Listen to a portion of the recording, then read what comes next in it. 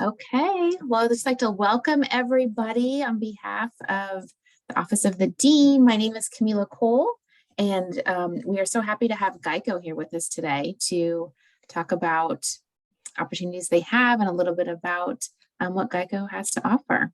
So I'm going to turn the time right over to Amani. And students, if you have questions, please feel free to come off mute. Amani really wants this to be an interactive presentation. I will man the chat as well, but please feel free to ask your questions and make this a conversation. All right, well, hello everyone. Like she said, my name is Imani. I am a diversity recruiter with Geico. Please, come off mute if you have any questions.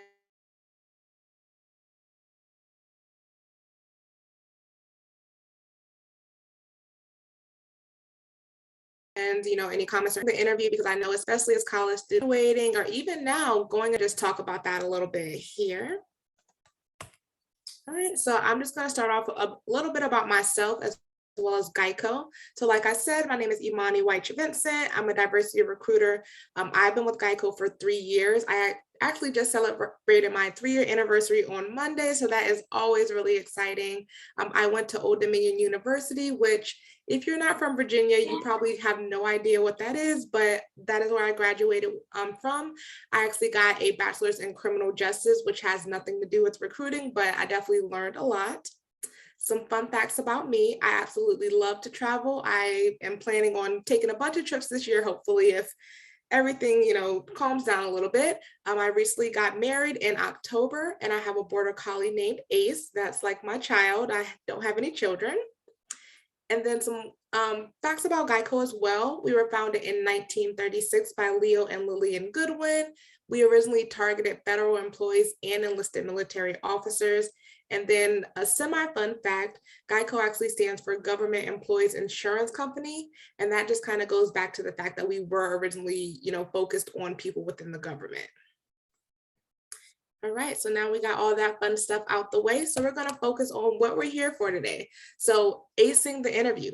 So I'm gonna tell you guys what I think you should do when preparing for an interview, but does anyone have, any ideas, or what do you do when you're preparing for your interview? And you can come off mute if anyone has an answer.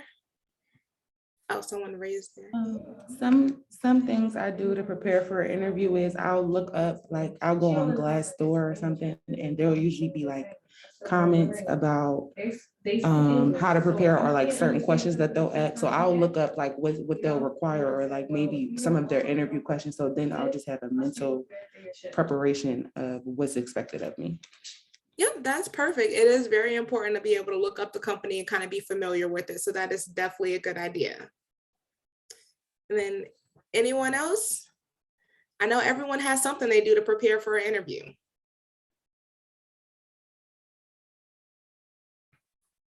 Okay, well, that is fine. We'll go ahead and go through some of the ones that I recommend. Once again, this is not going to be a list of everything you need to do. These are just the basics. So if there's something that you're doing to prepare for your interviews, like, just something that gets you a little confident, of course, continue to do that.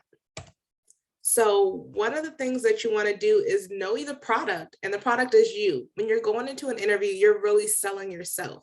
So you want to be able to go over your strengths, your academic performance, career history and things like that. And you really want to be able to speak to it, because at the end of the day, you're selling yourself. So you want your interviewer to know that you are confident in the things that you've done.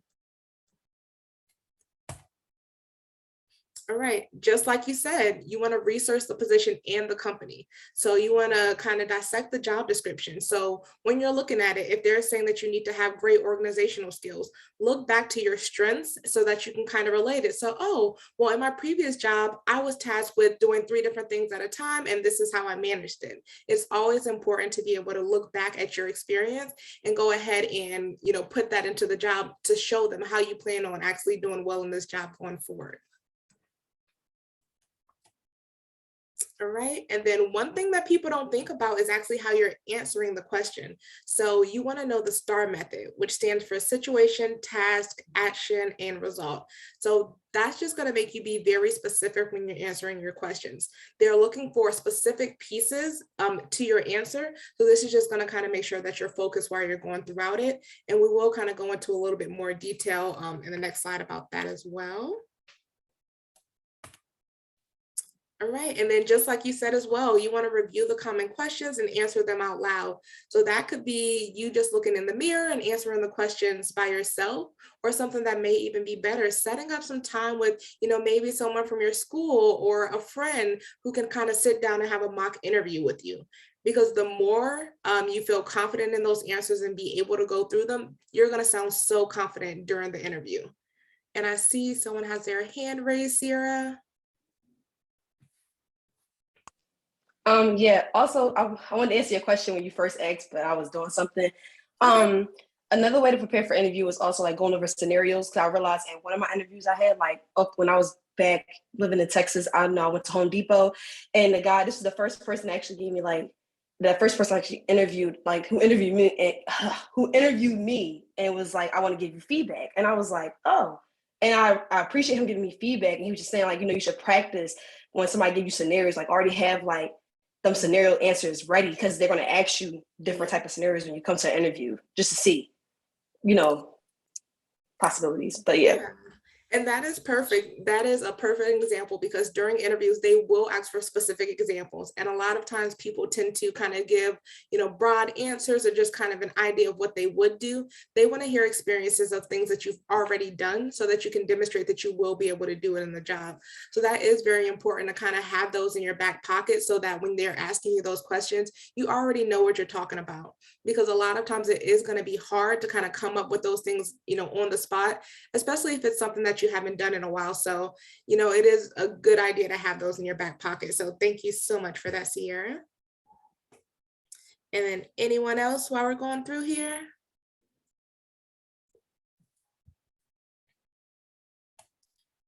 All right. And then the last thing while you're preparing for the interview is preparing 3 to 5 questions to ask the interviewer.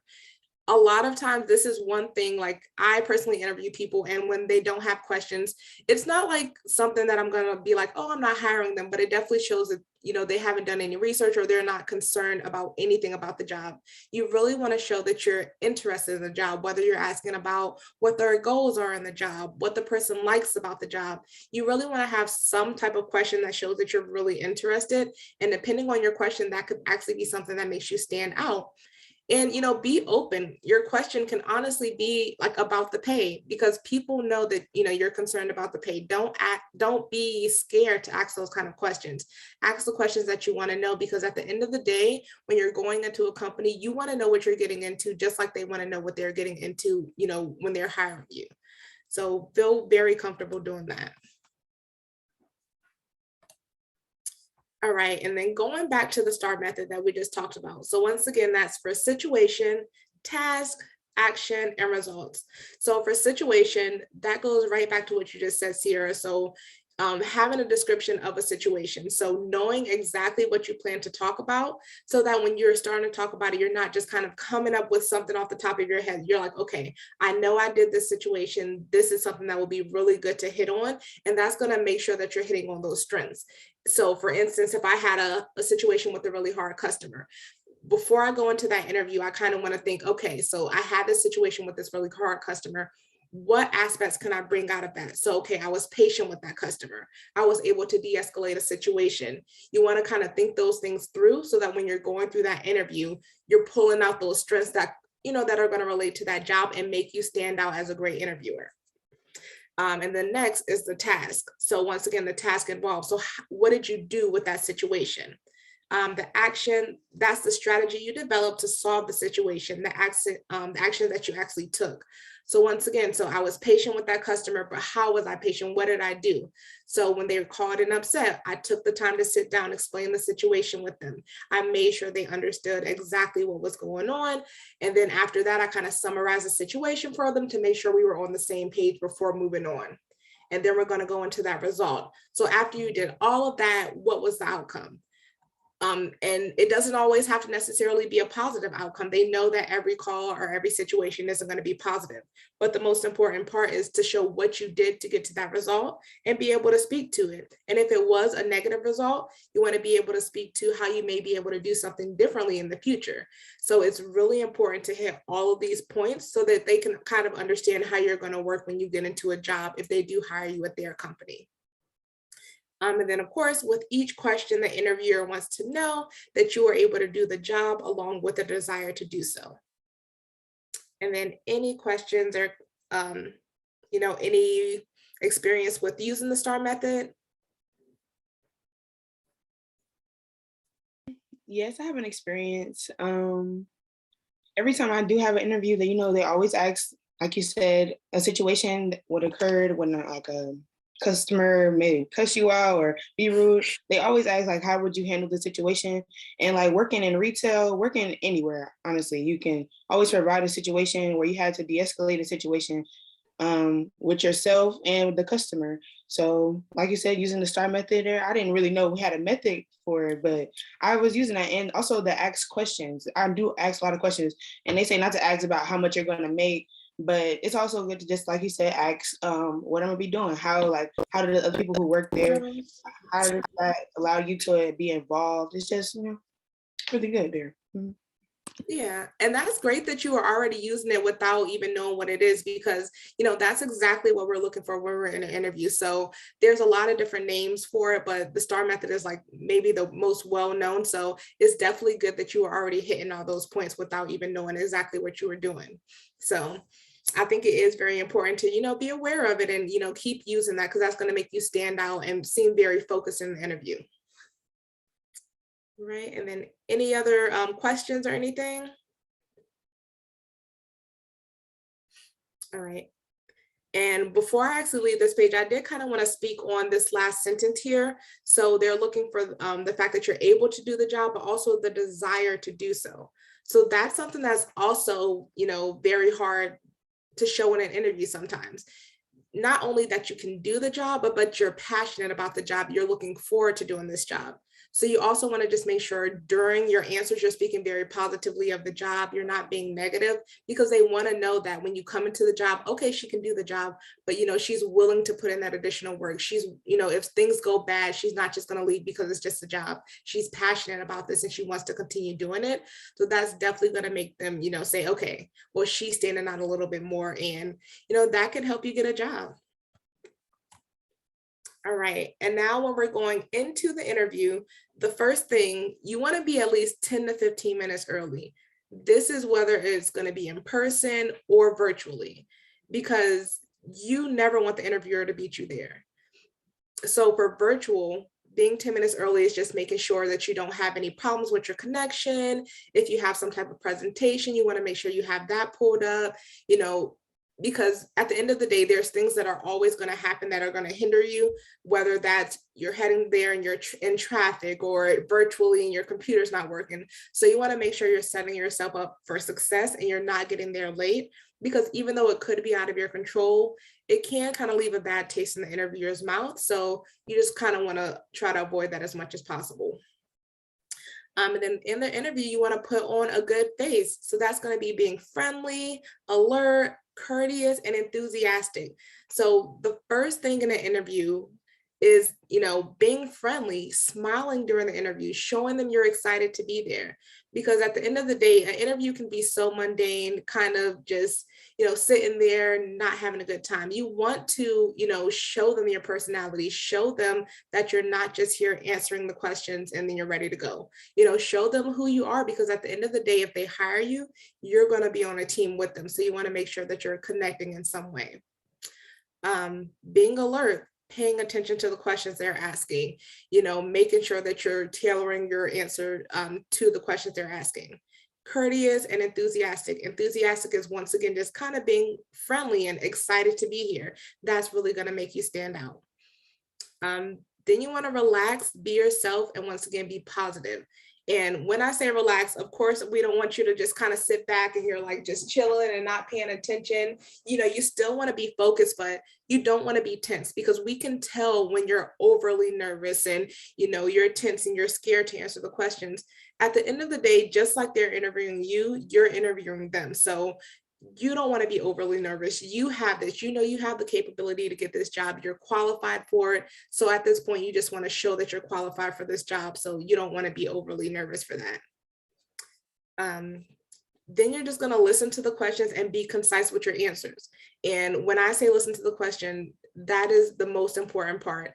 Sometimes questions may have multiple parts to it, or, you know, you may think you heard one thing and they're asking another. So you just want to be, you know, very attentive so that you're answering the question that they're asking and hitting all the parts of it, because they don't want to have to continue to ask you like, oh, well, can you elaborate on this? Can you elaborate on this?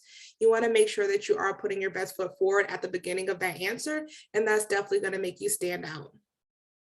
And then back to what you said, using specific examples, having that in your back pocket so that when they're asking these questions, you already have it there. You have, you know, 4 different scenarios of the situation, you know, whether you were helping an angry customer, how you dealt with a manager that may have been upset, you know, not being organized and how you had to get organized in a job. You want to kind of have these things in your mind. So when they're asking, you're like, oh, I already had that.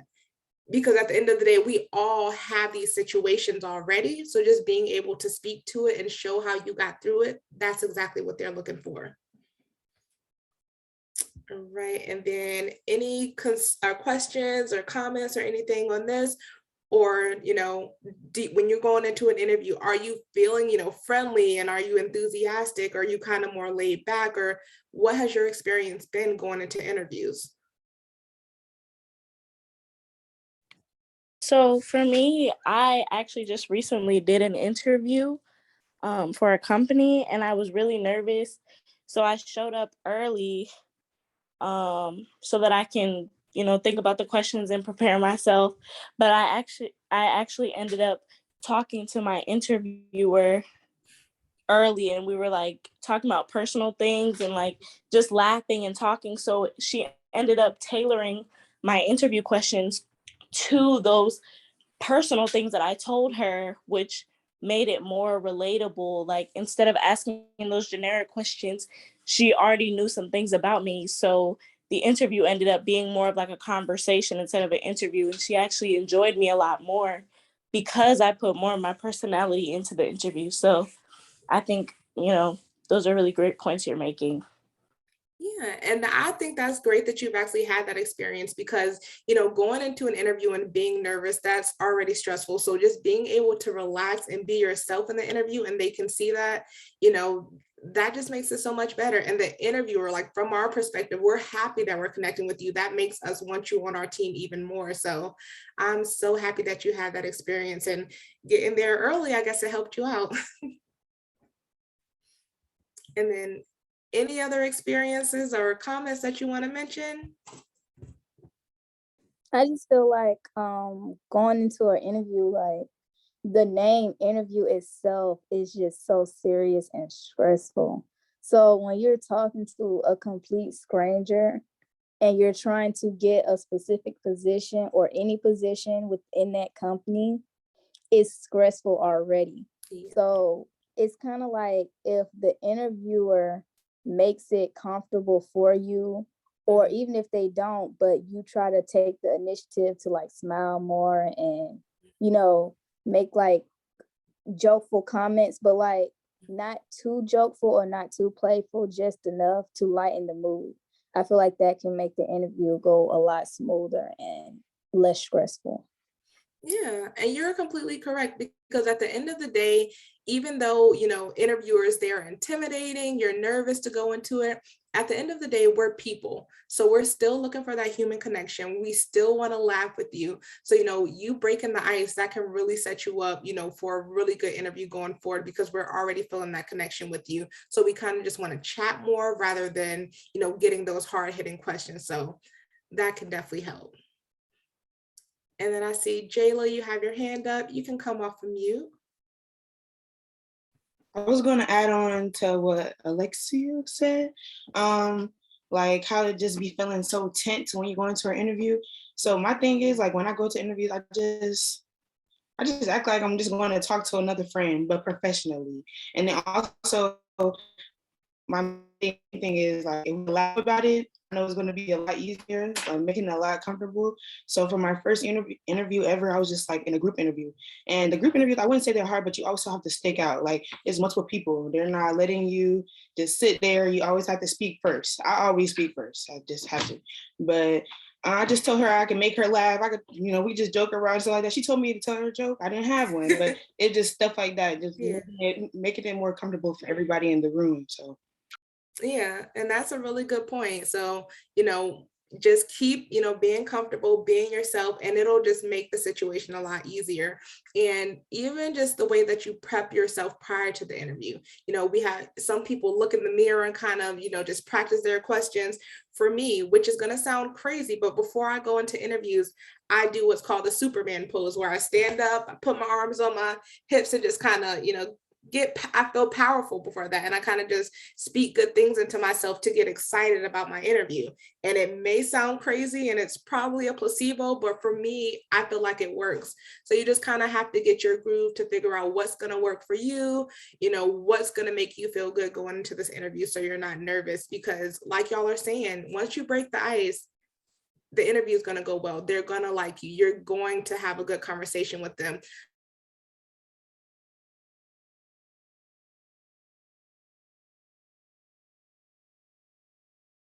So just, we're hoping that you succeed. We want you to get the job. So, that's what we're looking for.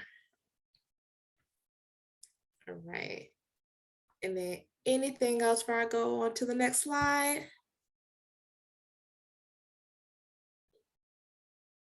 Okay. Cool.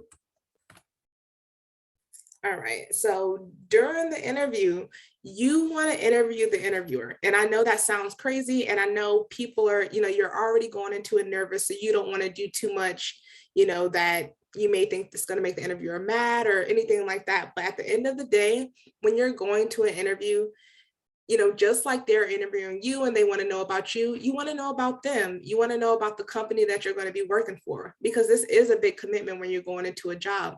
Because depending on what type of job it is, this may be the job that you plan on working for the next 20 years or 30 years or, whatever. So you want to make sure going into this environment that you're comfortable with the people you're going to be working with. You're comfortable with the values of the company. You're comfortable, with the managers and, the goals that they're set.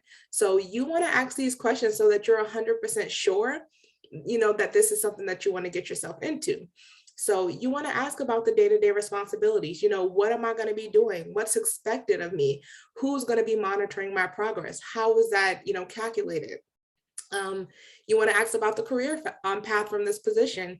Most people don't want to stay in the same position, for the rest of their career. So you want to make sure there are clear ways that you can move up within the company. If you start off in an entry-level position, how do I get to management?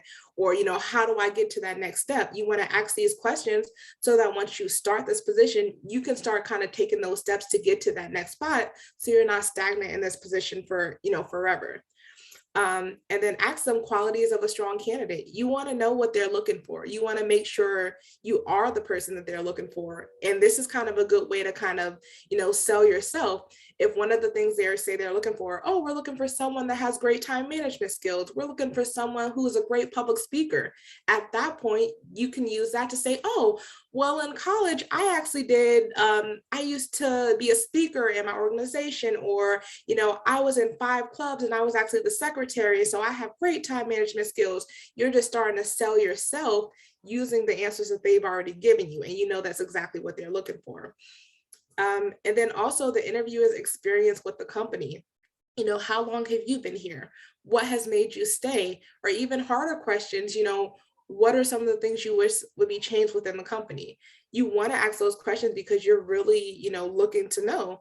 And I forgot to put it in the slide, but also asking about the company culture, their viewpoints on things, their values, because, one thing that I always ask about is the diversity within the company. I want to know what does your executive level look like? Do we have women? Do we have people of color? Or does everyone at the executive level look the same? I want to know these things before I go into a company, because at the end of the day, I want to be able to get to those higher up positions. And if you have no intentions of having, someone that looks like me there, this is not going to be the company for me. So you want to ask the questions of things that you're very passionate about. And then closing out the interview, you want to take the opportunity to tell them why they should hire you. So this is kind of like your elevator pitch that you would give at the beginning, but just a quick wrap up. So like based on what we've talked about today, I feel like I would be a great fit because of X, Y, Z. My skills that I've done in my previous job will make me, great at this job because of this. Just kind of a quick closing that makes them say, okay, you know what? We spoke about all this and she just told me why she's a good fit. So you just really want them to have, something good at the back of their mind when you're closing out that interview. And then any questions or anything about this, or do y'all ask questions during the interviews, like specifically about the company or, their experiences or things like that?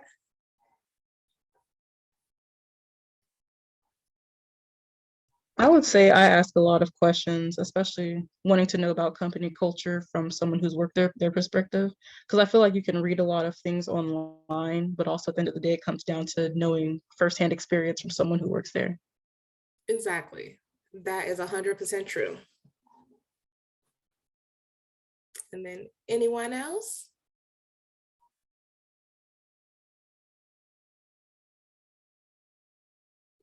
Okay.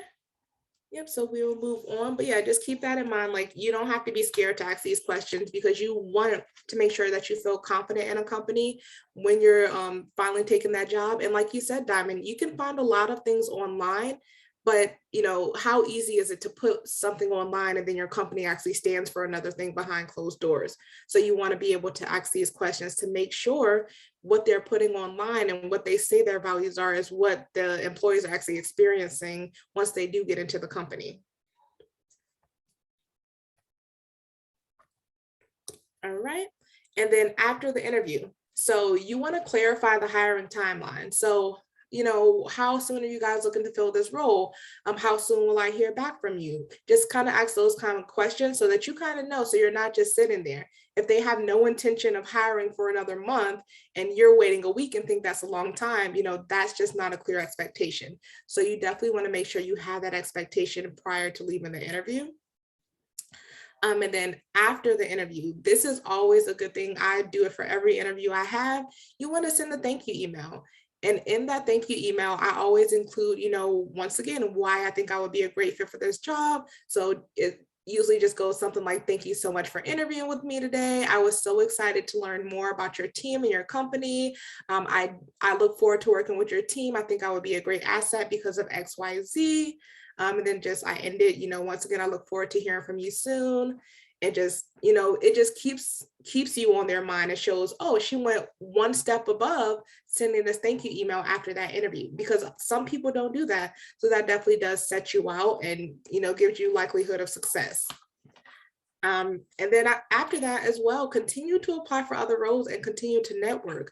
I know a lot of times we apply for one job and we're like, okay, this is the job. I'm done. Like, I'm applying for this. I'm interviewing for this. That's it.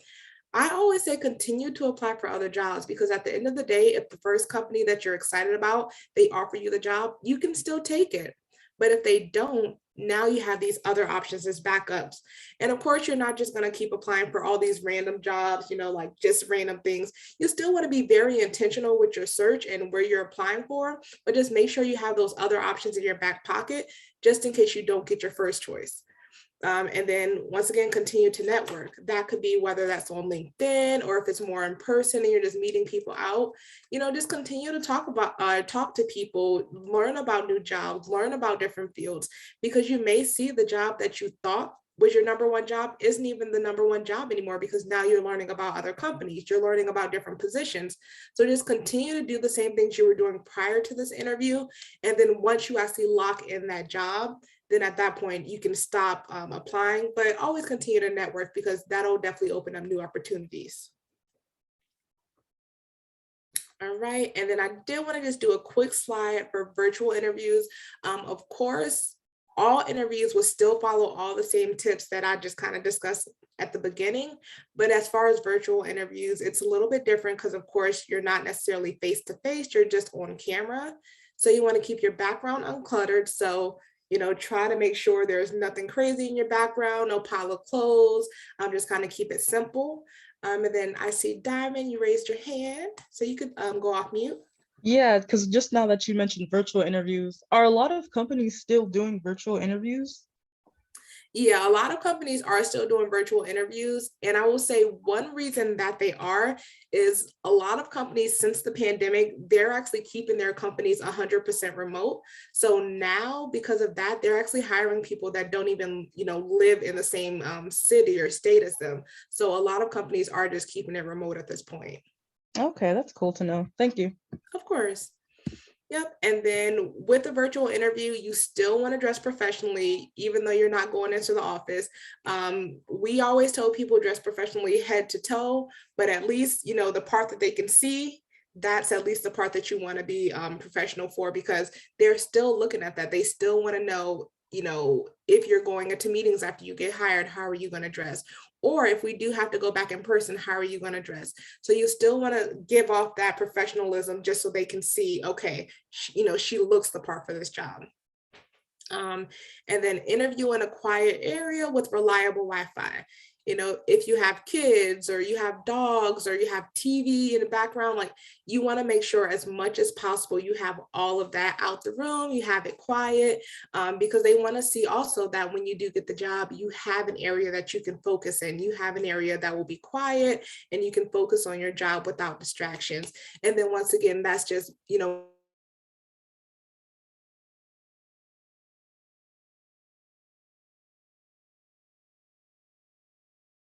more professional, reliable Wi-Fi as much as possible. I know sometimes it's been really weird with the storm, but as much as possible, you want to try to have reliable Wi-Fi. And then back to just logging in early, at least 10 minutes early, make sure all your technical stuff's right. If you have a presentation, make sure you have that pulled up. And then, you know, just make sure your background and everything is good. So that's going to give you that time to do so. And then once the interviewer gets there, you're already prepared and ready to go. And then any questions about virtual interviews? So I'm curious to know, so when you say dress professional, so dressing professional, can you also be like stylish professional? Because that kind of shows off like your personality, I think, as well. Or do you do like the original style of professional, like neutral colors and black and white, navy, things like that? Yeah, so I really feel like that's going to depend on what type of job you're applying for. So if you're applying for like I'm trying to think, like a law firm or something, you want to, for something like that, you probably want to be like very plain, like, you know, black and white, things like that until you actually get hired and see what their culture is. But other companies, you know, I don't think it's really necessary to have black and white. Like if it's a regular like Geico or you're applying for like State Farm or like, you know, other companies, I think it's okay to have color and stuff, but you really want to kind of tailor that to what kind of company you're working with. If it is a very conservative company, you want to probably be conservative when you're going into the interview. So if it's like Bloomingdale's or Dillard's or, you know, something like that, any kind of professional is acceptable.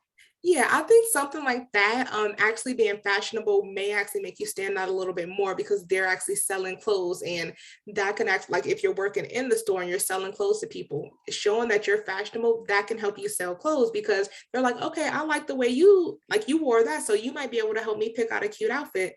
So something like that, you know, if you're applying for one of those jobs, that can help you stand out. So I could definitely see you wearing something really fashionable. Okay. Yep. And then any other questions?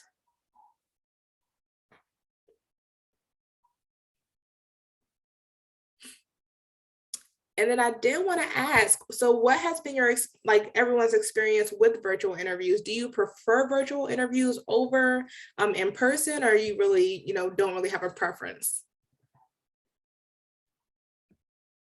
I actually liked when I first started having virtual interviews. I liked them like, you know, over Zoom, but then I had a couple interviews that were virtual, but it was basically me just talking to the computer and there was nobody else on the other end. So I guess it was like me interviewing with the computer. That was Yeah. kind of weird for me, but I did like it because they let me record my responses. And so I didn't feel as tense as I would be talking to another person. Yeah. So it is, something different. It was definitely something to adjust to. Yeah, definitely. I could see how the interviews where you're just kind of talking to the computer could be kind of weird. And it's a lot less personable. So I feel like it could be harder to kind of share your personality. You're not really connected with someone. So I can definitely see how that would be weird. And anyone else?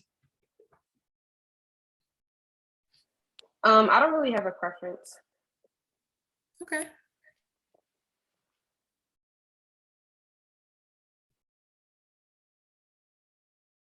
Right. Right. Anyone else before I go ahead and move on? There was just something that I thought of that was funny when I had a virtual interview. Okay. Well, I guess not that funny, but to me it's funny. So when I actually showed up to the job, the person who had interviewed me, like we saw each other, and I was like, oh my gosh, you're a lot more shorter in person than I thought you'd be. And like she was like, yeah, you're a lot more taller. And I was like, it's just funny things like that you can't really like, you see their face in the interview, but then you can't really gauge what they would look like in person because you've never seen them before. So it was just funny because I guess I'm like 5'10", but then to some people I'm really tall. And then it's like, oh wow. Yeah, that could definitely be surprising. I've had like kind of the same situation because when I got this job, I actually relocated. So I had never met anybody in my department and I had been just speaking to everybody on Zoom. So once we actually met for the first time, it was very different being in person versus just talking on Zoom all the time. So it's interesting. And anyone else have any comments or experiences or funny things that have happened?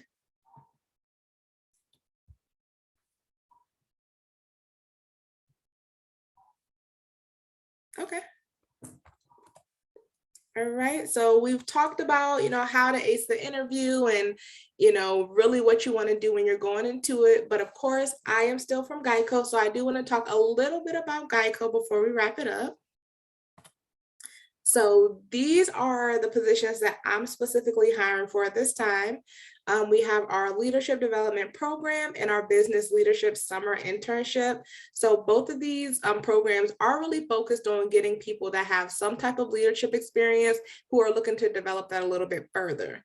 So with the leadership development program, we're looking for people who have I guess seniors who are about to graduate. So what this program is, it's just a fast track program into leadership. It's a year to a year and a half. We bring you in, we kind of start you at the entry level so that you can learn all the basics of the job. So from insurance to taking phone calls and things like that. After that, the biggest part of the program is really just learning how to become a leader. So that's going to be learning how to provide feedback to people, how to monitor progress, how to drive their numbers, things like that. And then you'll actually get a small team of associates who you'll actually be able to practice all of that on. And then after the program is over, the hopes is that you'll actually go ahead and be a supervisor in one of our departments full time. And I did put the little QR code. If you're interested in that, you can scan that and it'll take you right to the link. And then the other job we're hiring for is our business leadership summer internship. Kind of the same concept, like kind of develop that leadership, but it's focused on juniors. And we bring you in. It's a summer program, which is about 8 weeks long. You just learn a lot about the business. We'll give you different projects that you can kind of work on so that you can learn about insurance and developing your leadership and business. It's very hands-on. It's not necessarily like other internships where you're shadowing people. We really give you a lot of meaningful tasks that you'll be able to do so that you can learn a lot. And once again, that's the QR code for that one. And that'll take you right to the site where you can read more about it. But of course, I'm open like for any questions or talking about it afterwards or anything, if y'all have questions about it.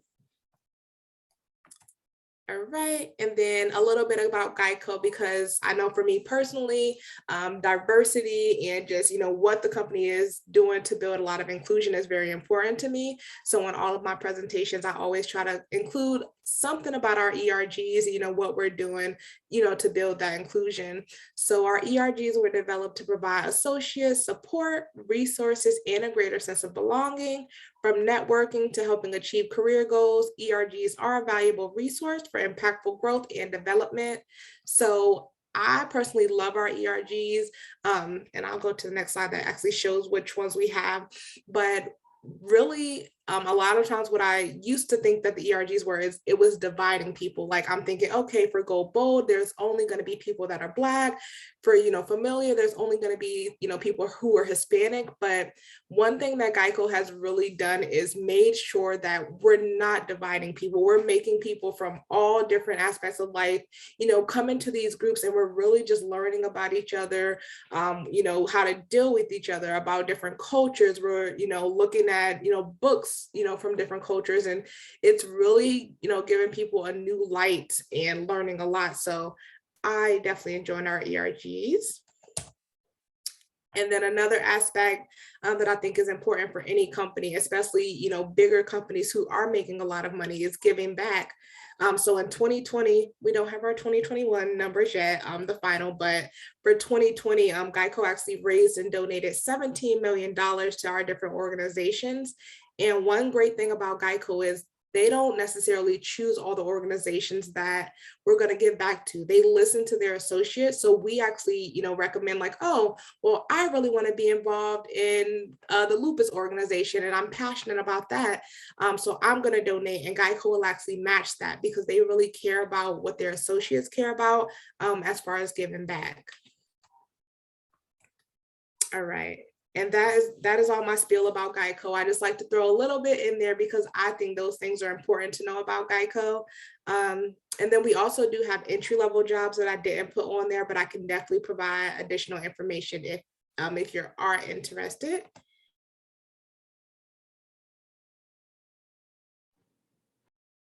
You can connect with me on LinkedIn. This is the link. And then also my email address and my phone number. You can contact me there. I'm always available. But really from here, I just want to kind of, open up the floor for any questions, whether that's specifically about Geico, Ace in the interview, or any questions you had. Really, we can kind of chat, and I'm here. Okay. So the whole time, like I was staring at your name and I was like, this name looks so familiar. Then I realized you sent me a message on Handshake about the Geico application. I started my application, by the way. But so my main question is that I am a senior about to graduate, and I don't really have much experience as far as working experience because I've been working like throughout my whole college experience to like pay for bills and like life. So it's like, okay, I just feel like, dang, like I come in at a disadvantage because other people have internships and like, they've had the time to join clubs and all that good stuff. And I'm just like, ooh, like I was a server and now I'm working like at a retail store. And I understand like I have like some good, experiences, especially working with customers and just learning things. But I just feel like it's not really something that, corporate companies want to see. No, and I definitely understand what you're like, where you're coming from, because a lot of people do have like internships and a bunch of different stuff. But I think the most important thing is that you're capitalizing on the experience that you have, because at this point, there's nothing you can do to change your experience. So we want to capitalize on it. So if you were a server, you want to look at your duties. How were you a leader in that duty? What really made you stand out in that duty? How can your experiences from that help you in your job that you're going into? And that's really what you want to play on. You don't want to discredit, what you've done. You want to really use that, because being a server is hard. You're multitasking. You're de-escalating situations, you're dealing with customers. These are all things that you're going to use in corporate America. So it's really important that, the experiences that you've had, when you speak about it, you relate it to how it's going to help you in this job. So don't discredit what you've done. Like if you had to work through college, that's impressive right there. That shows that you can, successfully do two things at one time. Two hard things. Working and going to school is hard. So, don't sell yourself short. Really make sure you're tailoring that to the job, and they'll see that and be impressed. So don't worry about what you haven't done. That was a good question, by the way. That was a really good question. And Thank then, you. yeah, and any other questions or comments or anything? I have a question. Okay. So when it comes to you all's internships, I know that it said juniors and bachelor's degrees as a requirement. Do you all think you will be offering any internships or mentor opportunities for like sophomores in the future? So I will be honest, right now, most of our programs are going to be focused on juniors or people that are like graduating. And I don't really see,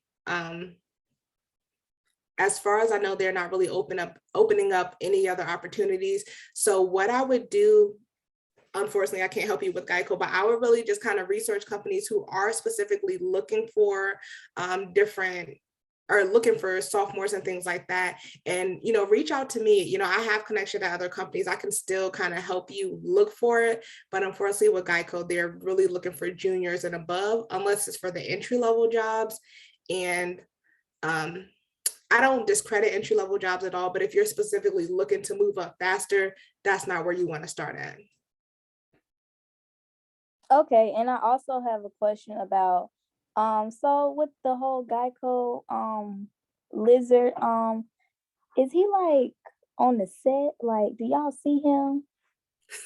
I'm just, I'm curious because I'm like, is he real? Like, No, I wish he was real, but he's not. He just no, he's just a character. Anybody else?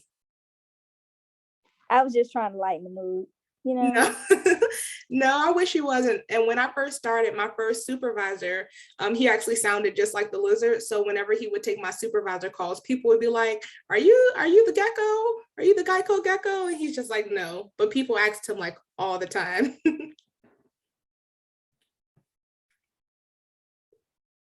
Anybody okay, else? thank you. Oh, go ahead. And it doesn't have to be necessarily about Geico. It could still be about like acing the interview or career questions in general, and anything you have, questions about me. I'm here for whatever you have, or I'll try to be if I know the answer. You can go ahead. Okay, so I was gonna say, I want to get out of doing the entry-level jobs also. And I'm a freshman in college, so it's not like we see many like mentorships and internships we can actually join and be a part of. And I know for a fact I cannot do the local jobs. It's time for me to take a step into like, I want to do something part of my career. So like, how do you say I get into that? Like, I want to become a sports agent. So I know this is not exactly your expertise, but how do you think I can step into my career development? Yeah, so I'll be honest. So like, since you're a freshman, it is still going to be pretty hard to get into that right away. But what I would do is I would start tailoring the jobs that you're doing to something in sports, like something that's going to help you. So even though it's probably still going to be entry level, I'll be honest, but it could be volunteering with like a sports team and you're getting experience with that. Going to one way that you can get a lot of experience is actually different volunteer opportunities, like with different organizations. They will actually give you a lot more experience because since it's not a payroll, they'll most likely give you a job when you don't have experience and kind of build you up. But these are still things that when you actually graduate and you're looking for a new job that you can use on your resume. But I think it's being very intentional about the jobs that you're taking and the volunteer work that you're doing and the research that you're doing now, so that when you graduate, you already set yourself up for success. Thank you. Of course.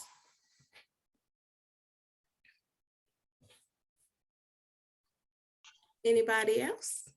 I had a quick question. I was going to ask it earlier, but my computer died, so I rushed to get back on here. Okay. Okay, so that one of the job positions that you were talking about, the entry level position for the leadership position, I see it's in Macon.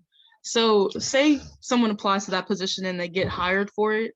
And so it's guaranteed that you'll get a following up position after that, since it's like a trainee position. Yep. So for the leadership development program, from day one, you are already a full-time associate. So the only difference is, which most of our associates that come into the program, they graduate from the program. But if for some reason you decide like throughout the program, you don't want to be a leader anymore, or you just can't grasp the concept, you could still work at Geico. You would just go into a different position. So you would probably end up like being on the phones, or you could apply for a different position in a different department. You would still be guaranteed a job. You just wouldn't go into the supervisor role. And so everything is just like fully remote, you're saying? So for Geico, we do have our training in person, but then after you finish training, you can apply to work from home permanently. Okay, because I live in like the city, and so I see, it's in Macon. I got a lot going on over here. No, you're fine. So yeah, so I see the position is in Macon, and so I'm just like, okay, how would that work for me? Like, would I have to commute every day, or I would be open to moving closer to it if it's something that I have to be in person for? Yeah, so I'll be honest, it will probably be a lot of work to commute every day. So we always recommend like people relocate like closer to the office, just because the training for this program, like depending on how quickly you progress, it could be a year. So you want to be closer to the office, or you're going to be commuting every day for a year. Of course, after that, you can apply to work from home, and then you're virtual for the rest of your time at Geico. But at the beginning, it will be very hard to have to keep commuting. Okay, thank you. Thank you for answering that too. Of course. Any other questions?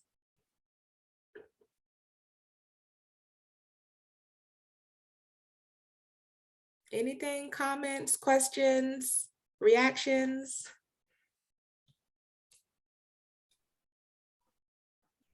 Okay. All right, well, that is all I had, everyone.